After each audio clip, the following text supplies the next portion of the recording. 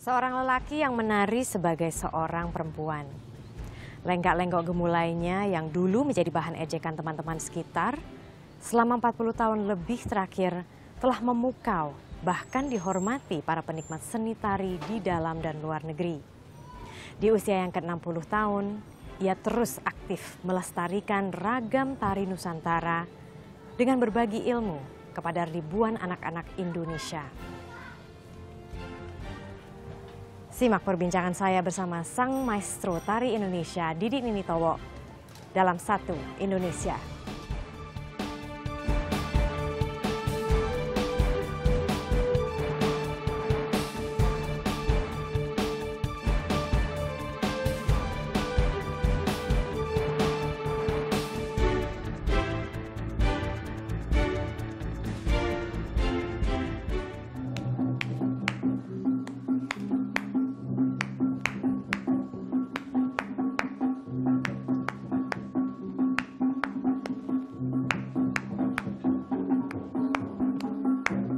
Satu Indonesia kali ini menyapa Anda langsung dari Jogja. Mengapa di Jogja? Karena saya penasaran dengan salah satu seniman Indonesia. Dia ini merupakan maestro tari Indonesia. Siapa dia? Ya, ini. Kita lihat bersama. Iya.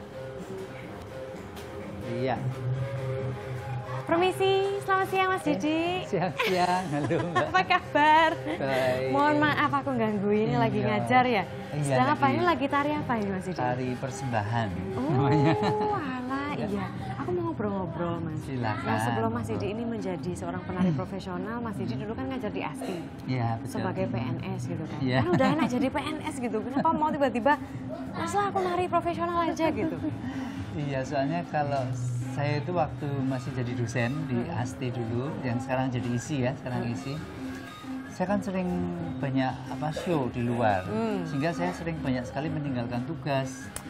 Kemudian itu menjadi beban buat saya kan, kok saya bolos terus, lalu pas pada waktu mahasiswa ada ujian gitu, saya kemudian udah job di luar gitu, jadi kan kadang-kadang bingung kan milih, aduh yang satu job udah kontrak, yang satu harus ujian. Kadang-kadang aku aduh gimana ya, udah ngalahin yang ujian, nanti tak ganti hari lain, tapi lama-lama jadi nggak nyaman toh. Iya. Makanya terus ya harus salah satu lah. Dan salah satunya adalah Sanggar Tari ini. Natya Laksita. Natya Laksita. Dulu awalnya akhirnya memutuskan untuk aku bikin deh Sanggar Tari sekalian. Kalau dulu kan gini, awalnya itu waktu saya masih kuliah, saya itu nyambi kerja kan. Kerja saya ya mengajar nari, masih privat les ke beberapa murid-murid gitu kan. Dan beberapa daerah di Jogja ini. Nah setiap hari itu aku mesti sibuk, jadi pulang kuliah jam 2 gitu. Kemudian saya harus pergi jam 3 ngelesi dari jam 4 sampai jam 6 setiap hari. Kadang-kadang sehari itu saya ngelesi 4 jam. Jam 4-6 kemudian istirahat, mulai lagi jam 7 sampai jam 9. Lama-lama kecapean kan saya. Banget. Iya, aduh, tenaga saya nggak kuat kan. Akhirnya terus aku temanku yang nyaranin, Mas Didi, kenapa nggak buat sanggar aja dibalik, daripada Mas Didi kecapean, dibalik buat sanggar, nanti murid-muridnya yang datang gitu loh. Nah, jadilah saya buat sanggar tahun 80.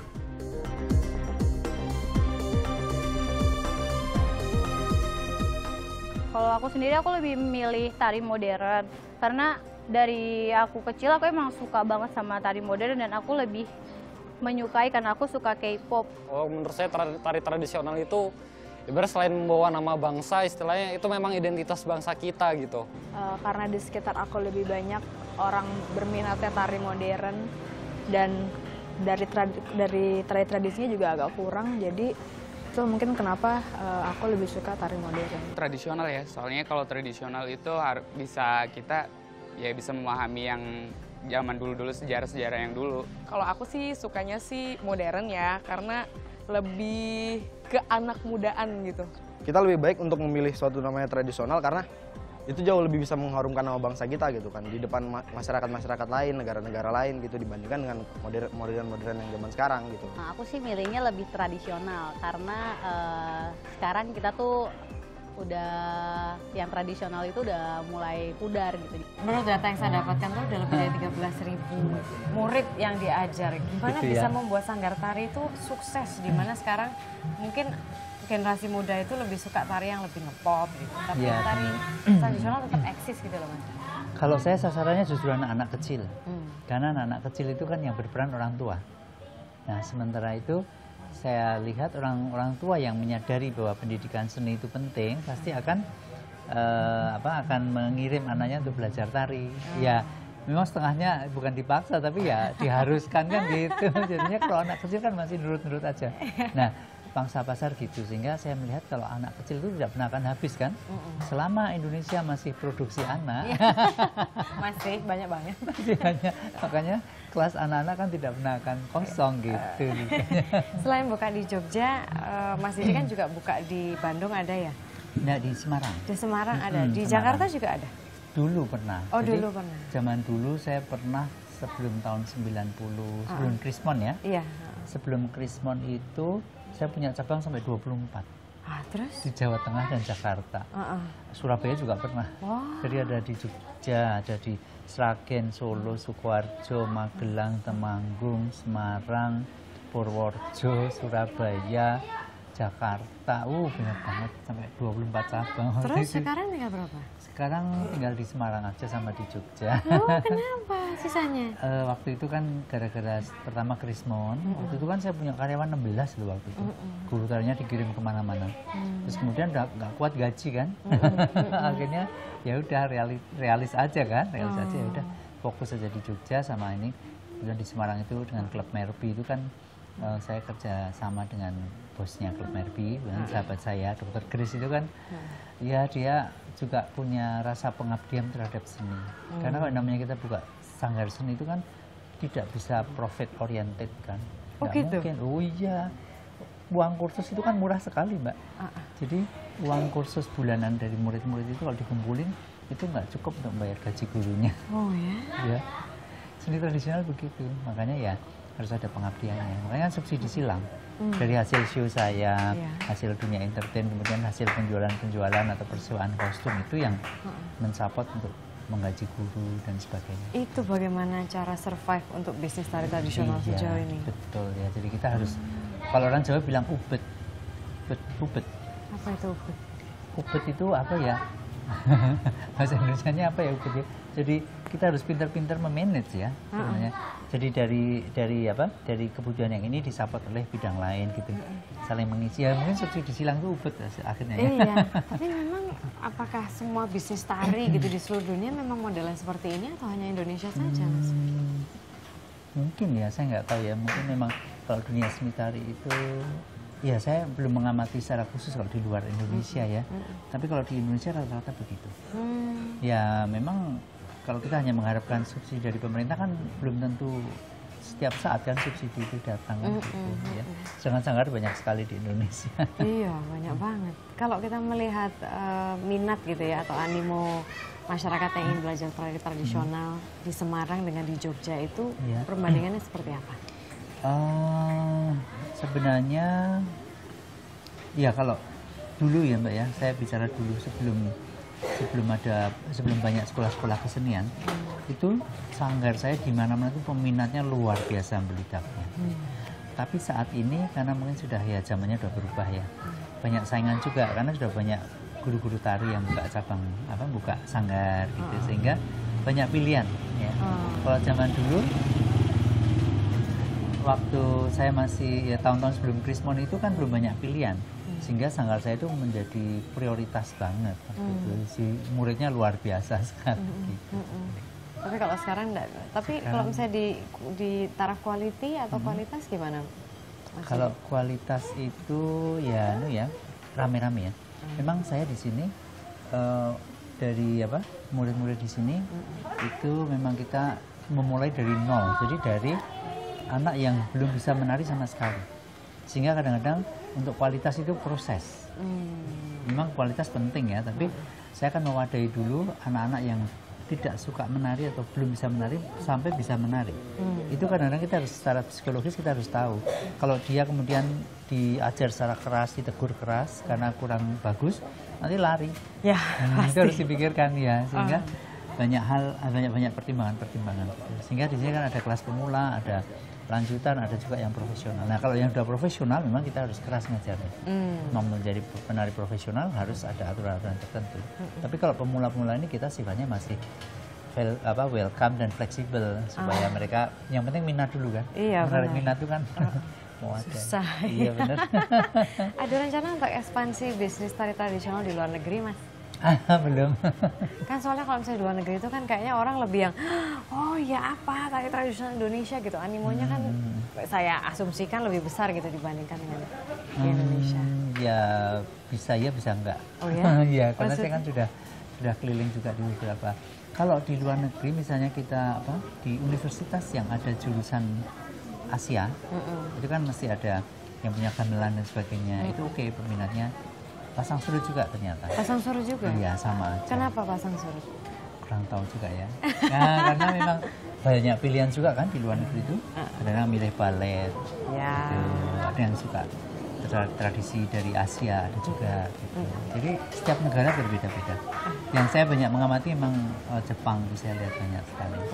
Jepang, kemudian seperti mana New Zealand ya. Saya pernah beberapa kali ke New Zealand, saya lihat di sana peminat gamelan cukup baik, tapi ya di universitas.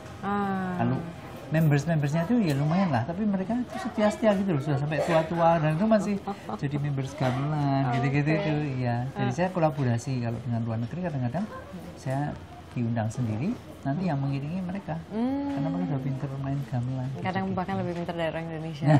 Iya, mungkin mereka tekun ya. Iya.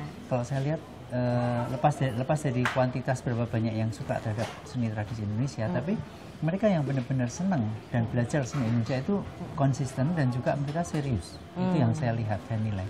Mungkin nggak secara kuantitas nggak banyak banget, tapi misalnya katakanlah satu company hanya 20, tapi benar-benar solid 20 itu, karena mereka serius kan.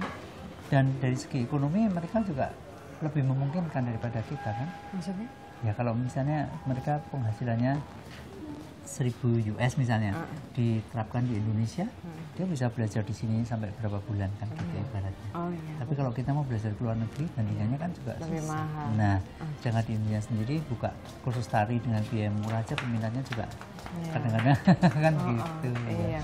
Tapi itu kan yang punya produsernya dan sebagainya kan orang asing. Lagi-lagi, nah itu bagaimana? Kita kan jadi tukang aja.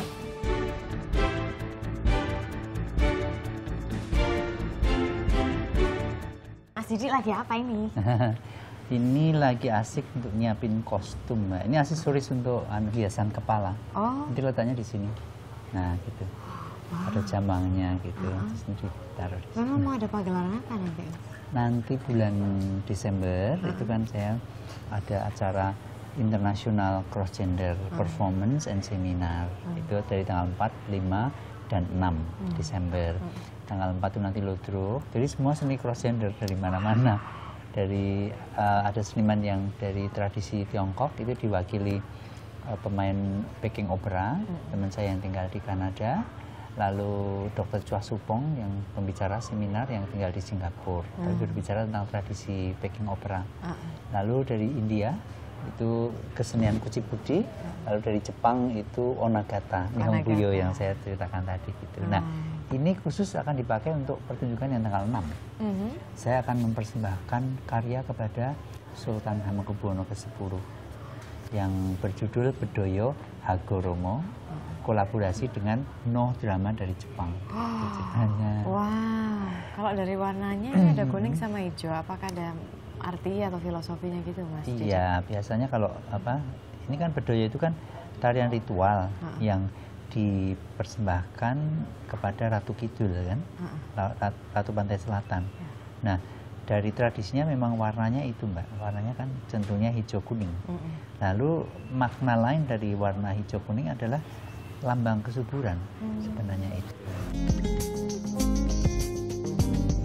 Kini, seni tari di Indonesia bukan semata bagian dari kebudayaan, melainkan berpotensi pada industri ekonomi yang diharapkan mampu mendatangkan rupiah. Inilah gagasan utama dibentuknya Kementerian Pariwisata dan Ekonomi Kreatif pada tahun 2011 silam. Sejak seni tari dikategorikan dalam seni pertunjukan, tercatat 116 festival budaya digelar dan memberi ruang untuk pertunjukan seni tari tiap tahunnya. Namun, nyatanya beragam keuntungan dari festival belum berdampak signifikan terhadap keuntungan ekonomi kreatif seni tari. Dalam kurun waktu 3 tahun terakhir, kontribusi seni pertunjukan termasuk seni tari hanya menyumbang sekitar 2 triliun rupiah pendapatan negara dari bidang ekonomi kreatif, dari total rata-rata sekitar 500 triliun rupiah tiap tahunnya. Kita sedang berupaya untuk mengarah kepada industrinya. Namun di sini perlu ada orang-orang seperti misalnya ada kreator, ada produser, ada promotor. Nah, kita masih berkutat di dalam kreator. Sedangkan produser dan promotor ini yang masih belum disentuh banyak di bidang seni pertunjukan. Keberadaan kreator tari di Indonesia juga memberi andil kuat pada dunia seni tari. Kreator dituntut menciptakan ide kreasi tari yang tidak monoton, lalu mampu mengemasnya dalam pertunjukan yang menarik ditonton khalayak. Sebab selama ini kemasan yang kurang menarik memengaruhi sektor ekonomi kreatif. Kini, 20 perguruan tinggi seni di seluruh Indonesia mencetak kreator baru tiap tahunnya. Diharapkan kreator muda inilah yang menambah khasanah ide kreatif tari. Kalau yang tradisional, tentunya biasanya yang berkepentingan itu Dikbud plus kita ya. Dan bagaimana itu yang ingin dipertahankan apa? Ya, tradisional sesuai aslinya atau juga kita ingin membuatnya kontemporer. Ironisnya dalam beberapa pertunjukan produser tari seringkali merugi, selain juga minat masyarakat yang masih kurang. Banyak PR kita semuanya, apakah itu dukungan pemerintah, apakah karena saya tahu misalnya pertunjukan On Rock dulu di Teater Jakarta demikian heboh, itu saya tahu persis bahwa produsernya itu juga minus sekian M gitu. Nah, jadi ekonomi kreatifnya itu belum bisa langsung nyambung, padahal itu drama musikal. Adalah tugas bersama agar seni tari lebih bisa meraih keuntungan ekonomi secara luas. Bukan hanya masyarakat yang diajak terlibat, tapi juga pemerintah yang memberi perhatian lebih agar para seniman tak patah arang untuk terus berkreasi.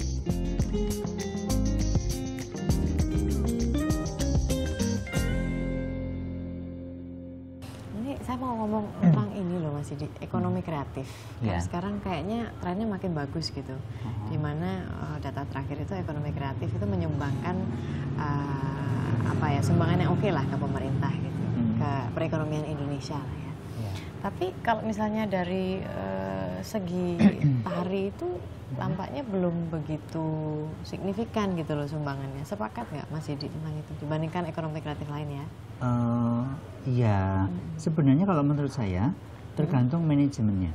Maksudnya? Ya, kita punya potensi kan, punya potensi di mana sebenarnya dari seni pertunjukan bisa loh untuk dikaitkan dengan industri kreatif itu. Seperti misalnya kalau kita bicara tontonan-tontonan di luar negeri, ya, itu kan bisa menarik devisa atau menarik turis kan. Tapi setahu saya di Indonesia tontonan yang rutin itu kan adanya kalau nggak salah cuma di Bali. Yes. Ya kan? Ada 2. Ini bukan promosi tapi di Bali ada 2 pertunjukan besar kan. Satu di Taman Safari yang ceritanya tentang Putri Kang Singwi. Kebetulan koreografernya teman saya juga, sahabat saya di Bali. Lalu yang satu pertunjukan Deaf Dance itu yang ada di Nusa Dua. Tapi itu kan yang punya produsernya kan orang asing. Lagi-lagi. Nah itu bagaimana? Kita kan jadi tukang aja. Iya. Nah sebenarnya kan jadi tukang di negeri sendiri malah. Sering terjadi begitu. Sebenarnya itu kan bisa. Berarti mereka bisa itu penontonnya selalu penuh kan? Nah itu kok bisa? Sebetulnya dukungan yang diperlukan itu seperti apa sih? Apakah harus melulu dari pemerintah gitu? Mungkin kalau saya boleh ngomong ya, pihak swasta juga perlu berperan. Oh gitu. Iya. Modelnya seperti apa? Ya, CSR gitu. Saya nggak tahu modelnya seperti apa, tapi kalau yang saya pernah bertanya-tanya di Jepang, itu kesenian kabuki, ada Takarasuka ya, yang pertunjukan setiap hari itu dengan penonton yang selalu penuh, itu ternyata yang mengelola juga pihak swasta. Kalau nggak salah namanya Shochiku. Iya, di Jepang itu. Jadi pemerintah juga berperan, tapi di sini memang swasta juga harus ikut andil gitu. Jadi ada kerjasama saya rasa ya. Kalau andilnya pemerintah tuh bentuknya seperti apa idealnya Mas Didi? Ya misalnya membantu fasilitas, meringankan pajaknya dan sebagainya gitu kan. Sebenarnya kalau di Indonesia banyak yang harus ditata, Mbak. Sekarang yang terjadi kan kadang-kadang seniman itu sering berkeluh kesah. Misalnya kalau pertunjukan kan bayar pajaknya aja kadang-kadang tinggi, ya bisa katanya bisa dikembalikan, tapi kan prosesnya kan berbelit-belit, nggak nyaman gitu loh. Itu jadinya ya itu harus beberapa hal yang harus dibenahi masih ada.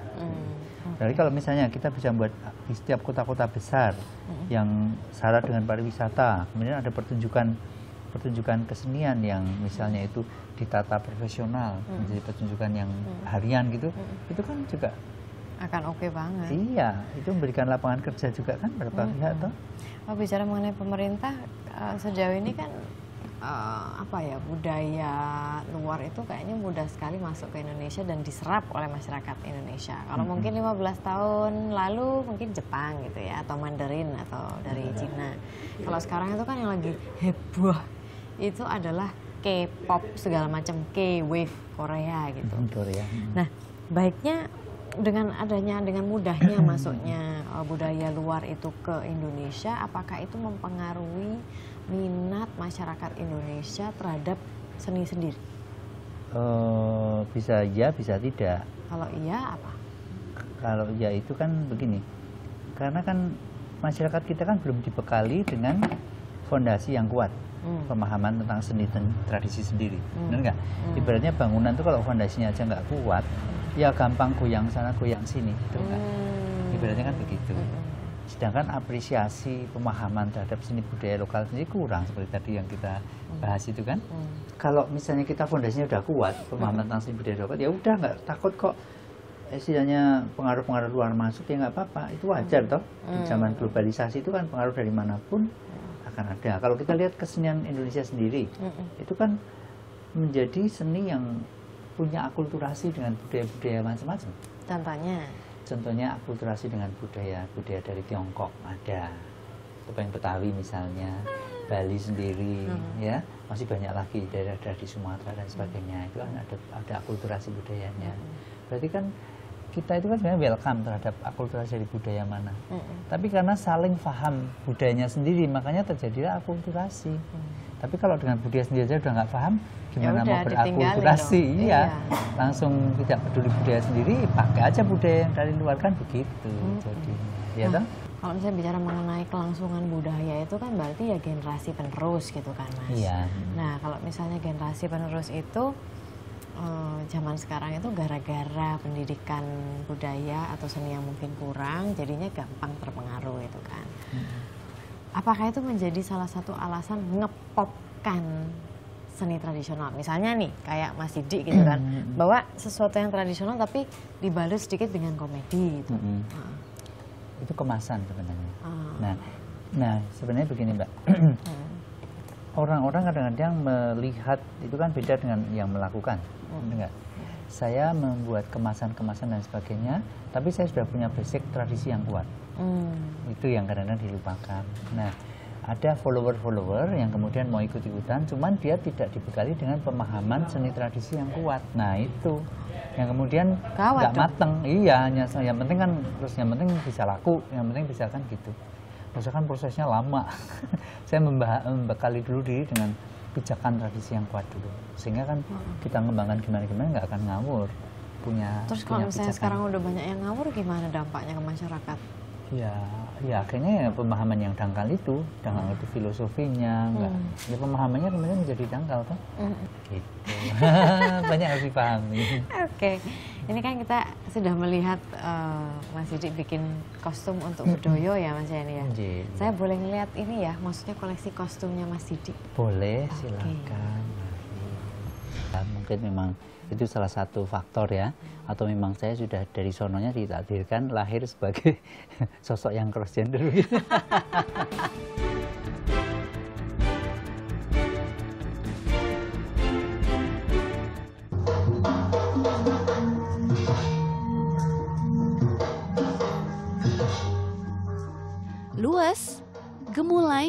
lincah memainkan lekuk tubuh, sejiwa dengan ekspresi wajah.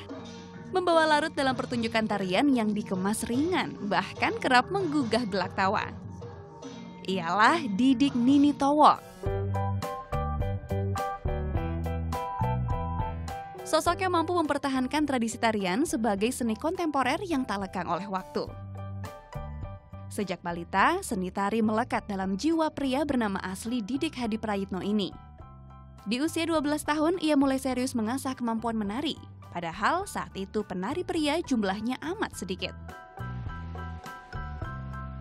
Lahir di Temanggung, Jawa Tengah 13 November 1954, Didik Nini Towo diasuh sang nenek.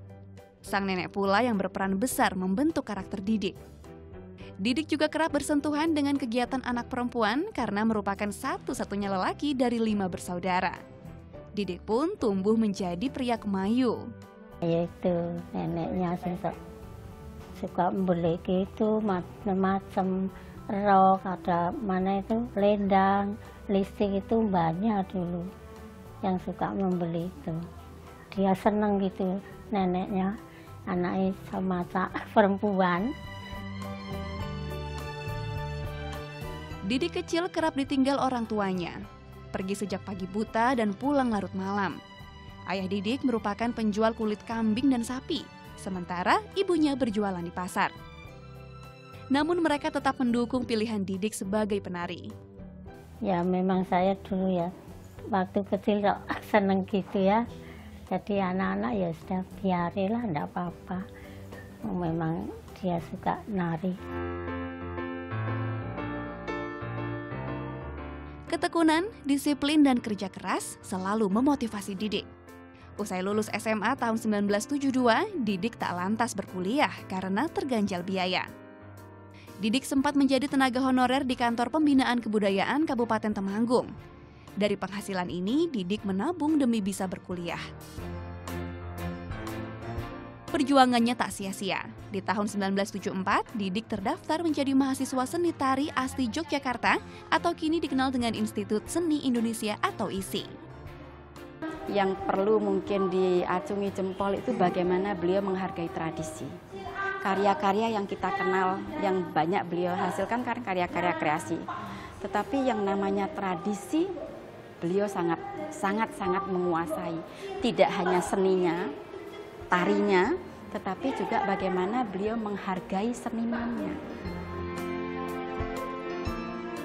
Tahun 1980, Didik memprakarsai terbentuknya Lembaga Pendidikan Tari Sanggar Natya Laksita. Kesabaran, kepercayaan, dan kesetiaan menjadi prinsip Didik dalam berteman sekaligus berkarya. November 2014, usia Didik menginjak 60 tahun. Dedikasinya di bidang seni tari menginspirasi generasi muda untuk terus menghargai dan mencintai budaya Indonesia.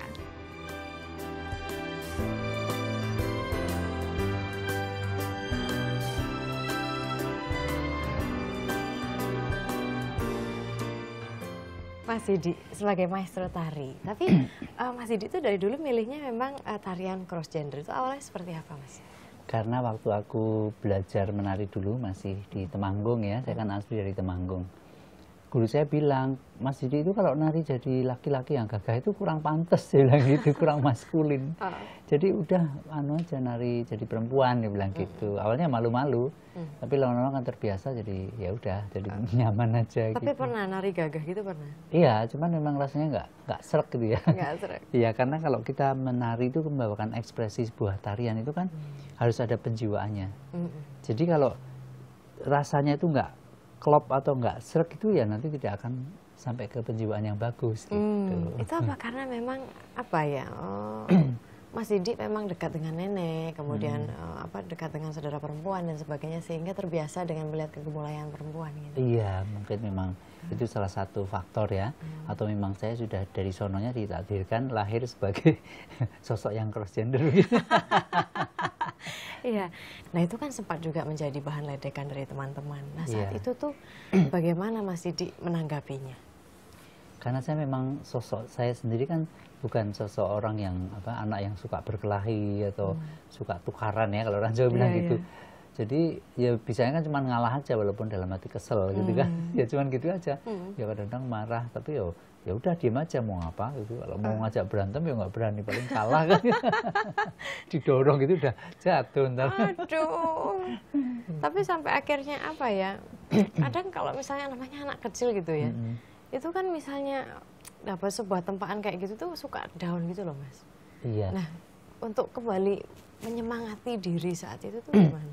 Nah itu salah satu hal yang mungkin ini sering saya sharingkan sekarang ini akhir-akhir ini di beberapa seminar, bahwa dengan menari itu bisa membentuk self confidence seseorang. Jadi percaya diri itu bisa terbentuk hanya dari tampil di panggung. Itu saya mengalami sendiri karena waktu itu menghadapi cemoohan dan sebagainya aja kan aku menjadi anak yang introvert kan, pemalu dan introvert. Itu terbentuk sekali. Saya menyadari itu. Tapi setelah saya kemudian sering tampil di panggung, itu saya merasakan punya suatu energi di mana di panggung itu saya menjadi seperti rajanya panggung kan. Pokoknya saya udah di panggung, saya semua segalanya gitulah.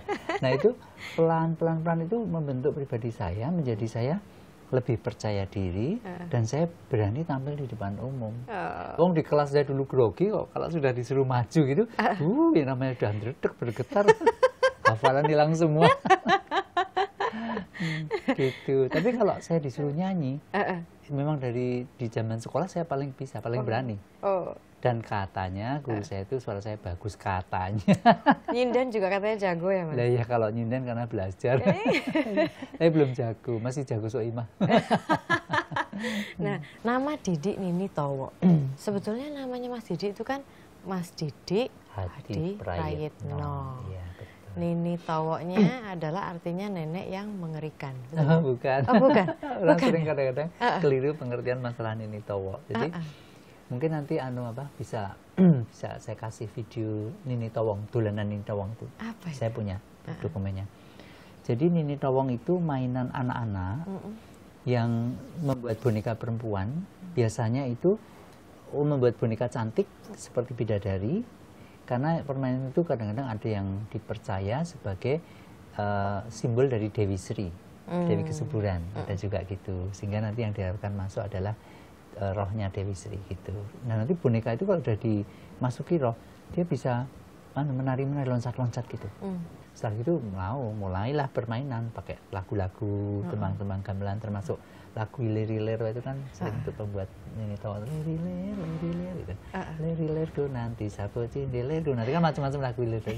Terus bahagia mbak Roro Kang lah gitu kok macam-macam tembangnya. Itu untuk permainan. Nah kakak kelas saya tahun 73 di Akademi Seni Tari, dulu kan saya mahasiswa sana.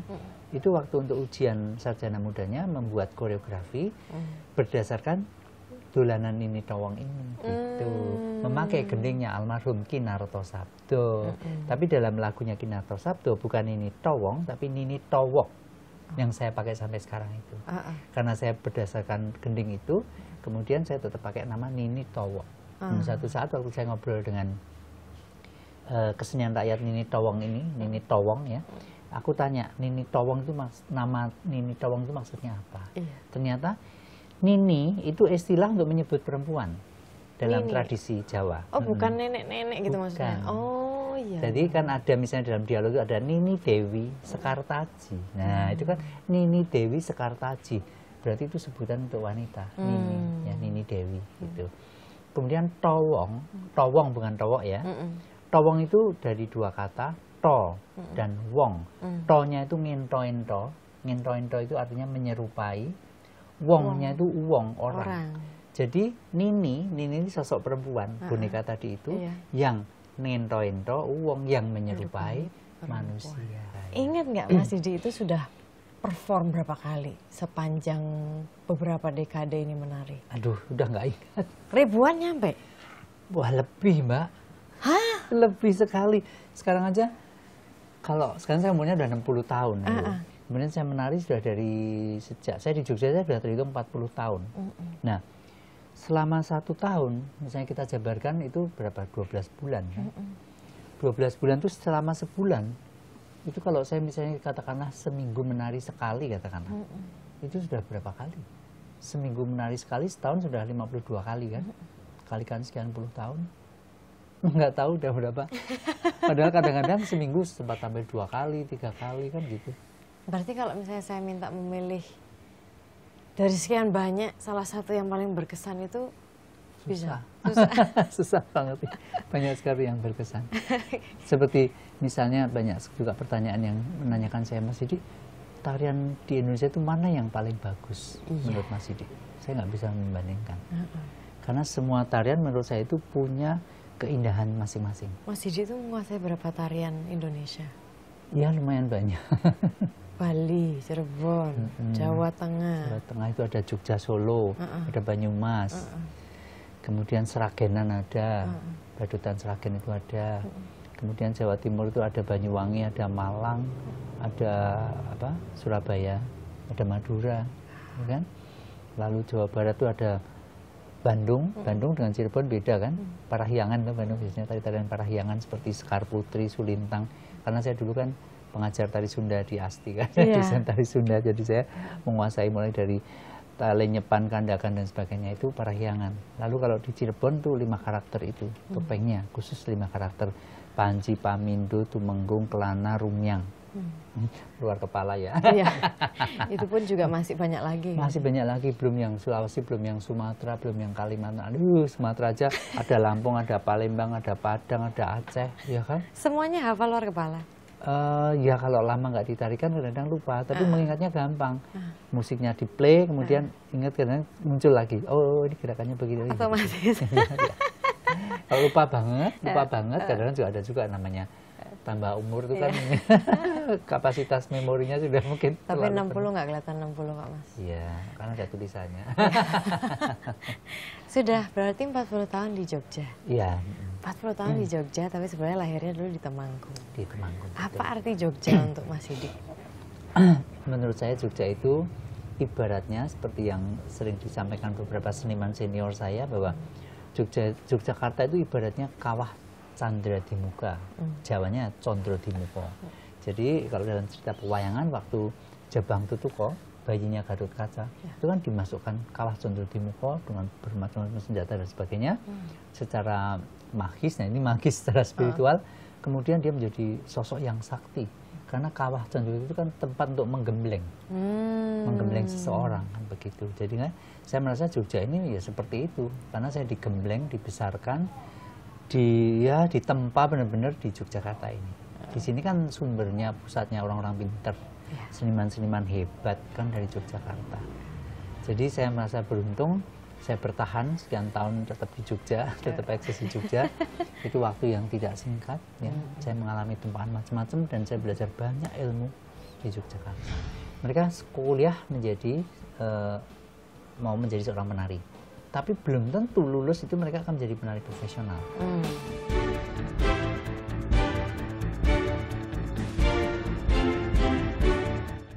Selama Mas Didi berkarir sebagai seorang penari, berarti sudah 40 tahun lebih, betul ya? Lebih. Karena saya dari SMA juga saya sudah sering menari. Iya, berarti udah 40 tahun lebih itu menjadi penari gitu, berusaha untuk mempromosikan tarian tradisional Indonesia ke luar negeri, baik di dalam negeri.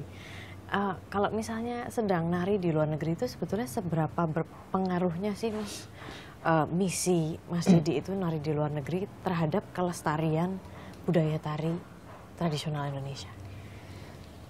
Paling tidak, sehabis saya menari, itu dari beberapa penonton itu kemudian mereka tertarik ingin belajar dan datang ke Indonesia.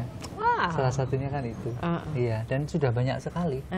Bahkan lewat, nah sekarang apalagi komunikasi di zaman modern ini sudah lebih lancar ya. Kita buka internet, buka YouTube sudah bisa melihat macam-macam. Sering sekali sekarang banyak orang dari luar yang datang ke Indonesia tiba-tiba menghubungi saya lewat website, lewat Facebook, lewat apapun ya. Kepengen belajar, kepengen interview, begitu banyak sekali.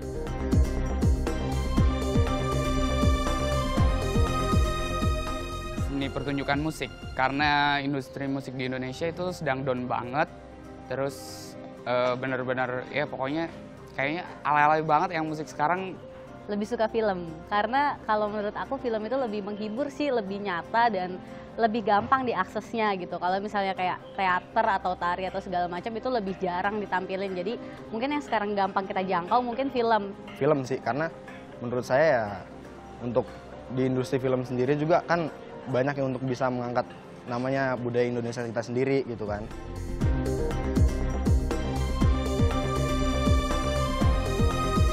Tari gong, tari reok, jaipong, Tari saman, terus tari kecak, terus tari piring ya, tari piring. Tari jaipong, tari kecak, tari apa ya?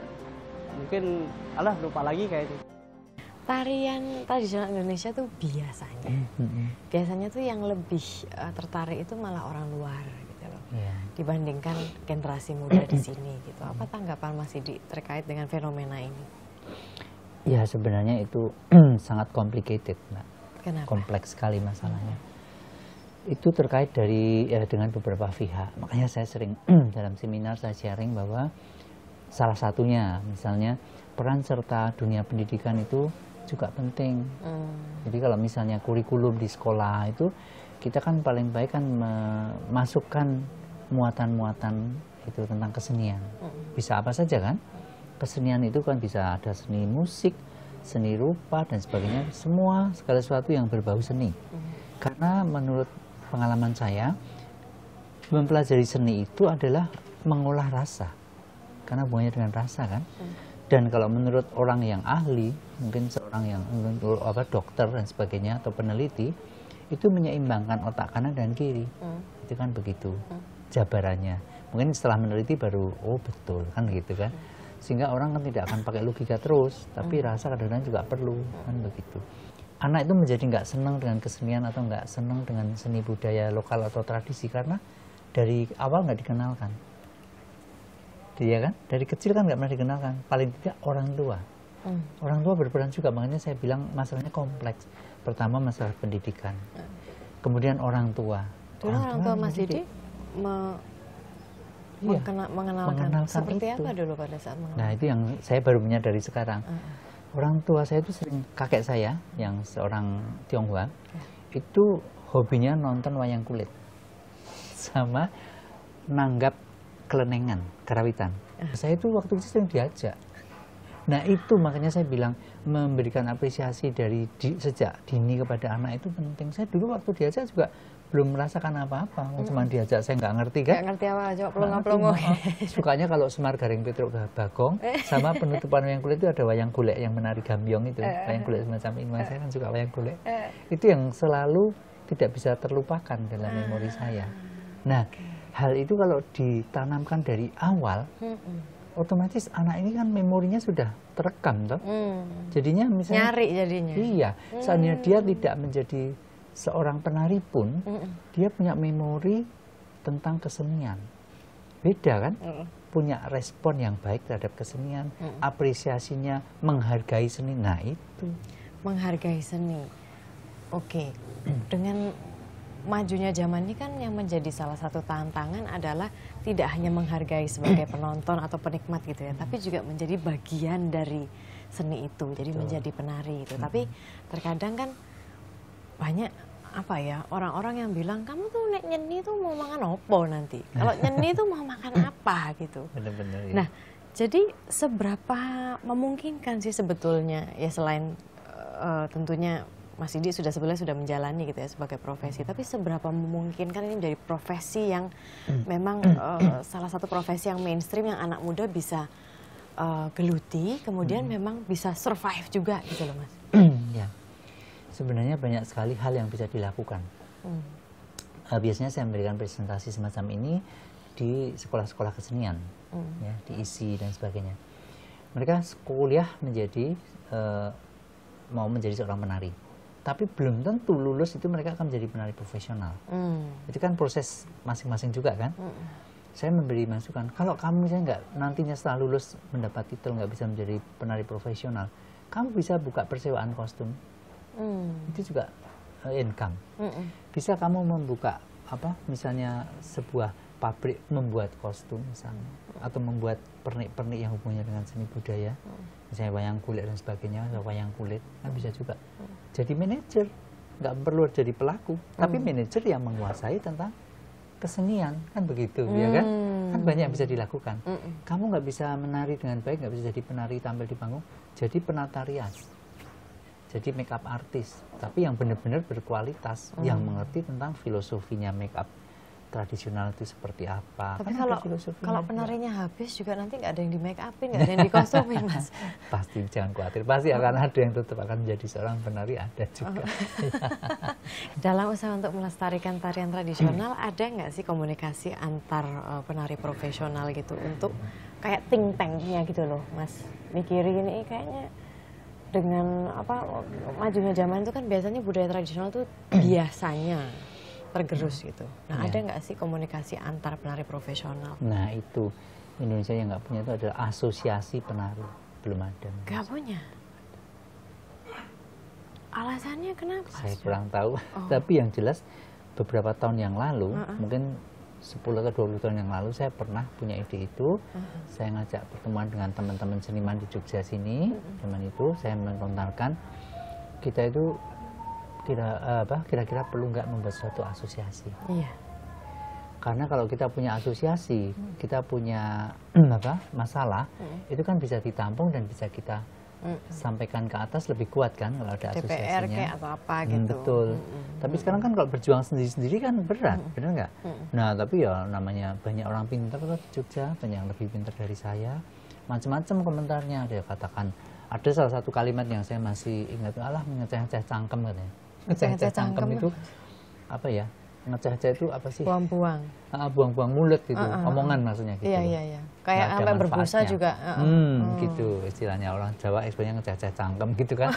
Ada komentar gitu yang ini percuma dan sebagainya gitu. Sudah pesimis dan apatis dulu, ya udah. Saya kan cuma melontarkan. Kalau yang nggak mau ya wes, akhirnya ya udah saya egois aja, saya ngurusi diri sendiri aja wes gitu akhirnya. Bicara mengenai pelestarian tari tradisional, bagaimana Mas Didi melihat peran media sejauh ini? Apakah sudah cukup mendukung? Saya rasa sudah cukup. Media tulis. Media tulis, betul. Tapi kalau media rekam, kalau saya amati hubungannya dengan televisi ya, itu masih ada TV-TV yang mungkin belum begitu memberikan porsi untuk kesenian-kesenian tradisi. Kan masih banyak kan yang belum memberikan porsi gitu, sehingga ya kita gimana mau mendidik masyarakat, misalnya tayangannya aja nggak berbobot, ya kan? Talk show banyak sekali kan, tapi kan nggak semua talk show punya kelas, benar nggak? Ada yang talk show isinya aduh ya, tapi kadang-kadang talk show yang begitu malah sponsornya luar biasa, ratingnya tinggi. Itulah Indonesia. Aduh, kasihan ya. Sedih dong. Sedih. Idealnya seperti apa sih Mas? Maksudnya karena media TV itu yang saya tahu gitu ya, yang saya baca itu sebetulnya salah satu media yang paling efektif untuk mendidik masyarakat. Itu pegang kunci itu, bener loh, bener sekali, saya setuju 300%. Nah sekarang media ini yang sangat-sangat berperan untuk memberikan apresiasi kepada masyarakat. Di usia yang ke-60 ada mimpi apa lagi, Mas Didi? Saya membuat satu tempat ya, nanti bisa memajang semua koleksi-koleksi saya, tapi bukan museum, tapi isinya bisa jadi seperti museum. Karena Indonesia kan tidak akrab dengan museum kan. Nanti saya akan membuat itu mungkin di kota saya di Temanggung, tempat kelahiran saya. Saya kan lahir dari Temanggung kan. Mungkin aku buat di sana supaya nanti Temanggung lebih marak dengan sesuatu yang berbau seni dan akan didatangi banyak orang. Syukur nanti mudah-mudahan bisa punya event yang internasional gitu kan. Amin. Karena selama ini kan juga Mas Didi udah internasional banget ya. Embed. Nah, saya ngabdi di Jogja udah 40 tahun kan sudah cukup ya. Orang dari dunia melehe, dunia manapun taunya saya adalah Jogja. Iya. Nah sekarang boleh dah saya meninggalkan sesuatu untuk Temanggung. Boleh kan? Boleh Thank banget you, dong. terima kasih Mbak. Boleh banget. Baik, terima kasih Mas Didi Niditowo Sama-sama. sudah berbincang. Semoga segala macam rencananya akan segera terwujud. Amin. Membangun Temanggung di dunia seni. Satu Indonesia selalu menghadirkan tokoh-tokoh inspiratif nasional. Kira-kira siapa lagi yang akan kami hadirkan minggu depan? Saksikan terus Satu Indonesia setiap hari Minggu. Untuk sementara saya Marisa Anita undur diri. Sampai jumpa minggu depan. Terima kasih.